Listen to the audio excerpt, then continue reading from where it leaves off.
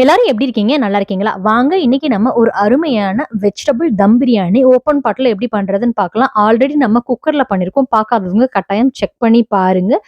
நான் வந்து இங்க ஒரு 2 லிட்டர் தண்ணிய வந்து நல்லா சூடுபடுத்தி வச்சிருக்கேங்க. ஃபர்ஸ்ட்டு காய்கறி எல்லாத்தையும் தனியா வேக வச்சுக்கலாம். ஒரு 1/4 கப்பு அளவுக்கு ஃப்ரெஞ்சு பீன்ஸ் எடுத்துக்கிறேன்.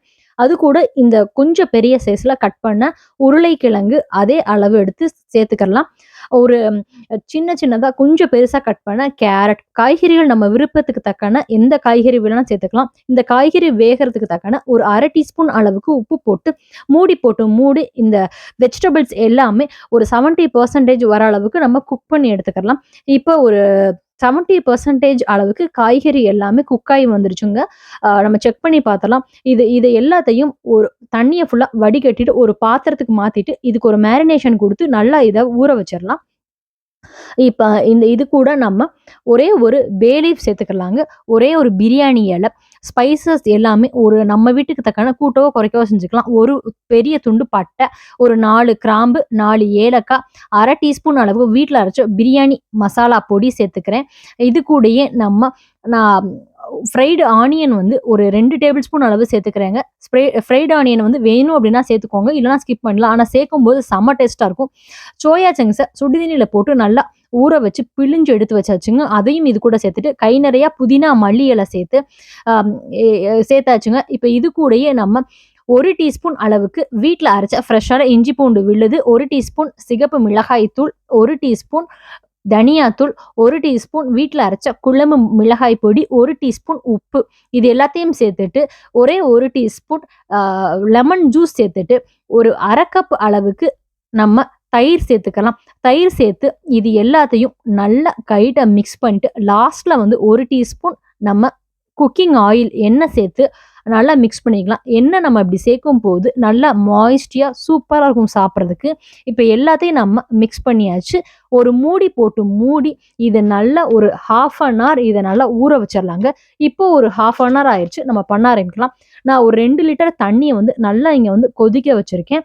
ஆல்ரெடி நான் வந்து ஒரு 1 1/2 டம்ளர் பிரியாணி பாஸ்மதி அரிசிய வந்து 1 மணி நேரம் ஊற வச்சு ரெடியா இருக்குதுங்க.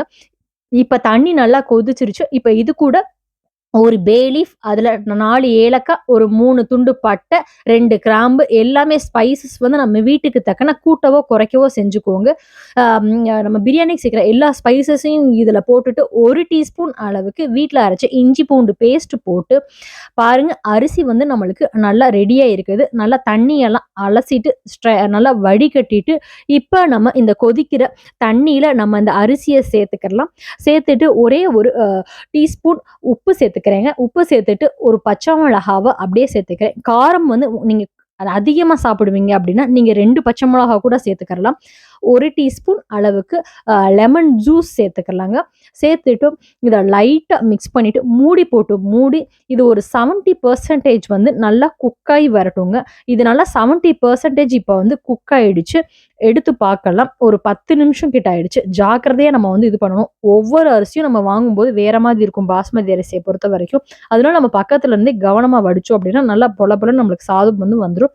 சாதம் இப்போ இந்த 70% வந்து நல்லா குக் ஆயிடுச்சு. இத நல்லா வடிகட்டி எடுத்துட்டு வந்துரலாங்க. பாருங்க, ரைஸ நல்லா வடிகட்டி நல்லா எடுத்துட்டு வந்தாச்சு.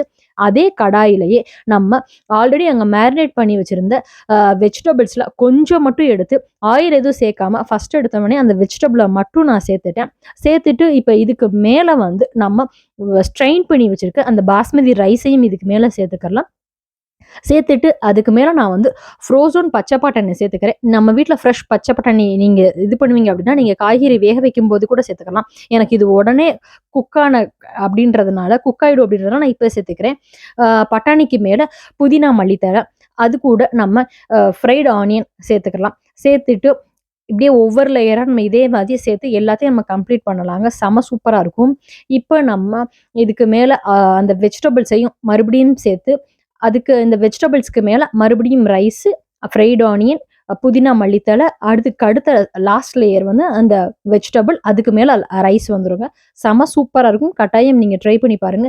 நான் வந்து நம்ம வீட்ல சாஃப்ரான் இருந்துச்சு அப்படின்னா, பாலுல கொஞ்சமா ஒரு 10 நிமிஷத்துக்கு முன்னாடி சுடுதண்ணி பாலுல இது பண்ணி சூடான பால்ல போட்டு இது பண்ணி நம்ம மேல சேர்த்தோம் அப்படின்னா நல்லா கலர் கிடைக்கும். இருந்துச்சுன்னா சேர்த்துக்கலாம். இல்ல அப்படின்னா நம்ம ஸ்கிப் பண்ணிடலாங்க. இப்ப எல்லாத்தையும் நம்ம இதே போல சேர்த்தாச்சு. லாஸ்ட்ல நம்ம இதுக்கு இதுக்கு மேல வந்து ஒரே 1 டீஸ்பூன் நம்ம நெய் சேர்த்தோம் அப்படின்னா, நம்மளுக்கு சாதம் வந்து நல்லா மாய்ஸ்டியா நல்லா சாப்பிடுறதுக்கு நல்லா சாஃப்ட்டாவும் இருக்கும். வேணும் அப்படின்னா நம்ம நெய் சேர்த்துக்கலாம். இல்ல அப்படின்னா நம்ம நெய் சாப்பிடாதவங்கன்னா நெய்ய வந்து நம்ம ஸ்கிப் பண்ணிடலாங்க.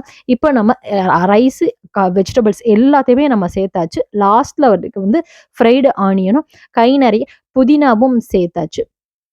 சேர்த்துட்டு இத வந்து நம்ம இப்போ 1 டீஸ்பூன் அளவுக்கு நெய்யும் சேர்த்து மூடி போட்டு மூடி இத ஃபர்ஸ்ட்டு எடுத்த உடனே ஹை ஃப்ளேம்ல ஒரு 8 மினிட்ஸ் பக்கம் இது நல்லா ஹை ஃப்ளேம்ல வேகட்டும். 8 மினிட்ஸ் ஆனதுக்கப்புறம் கம்ப்ளீட்டா லோ ஃப்ளேம்ல வச்சு ஒரு 7 மினிட்ஸ் இத அப்படியே விட்டுறலாம். 7 மினிட்ஸ்க்கு அப்புறம் நம்ம அடுப்ப ஆஃப் பண்ணிட்டு, அந்த அடுப்புல இருக்க ஹீட்லயே 15 மினிட்ஸ் அப்படியே கம்ப்ளீட்டா ரெஸ்ட்ல விட்டுறலாம். 15 மினிட்ஸ் கழிச்சு நம்ம இத ஓப்பன் பண்ணி பார்க்கலாங்க.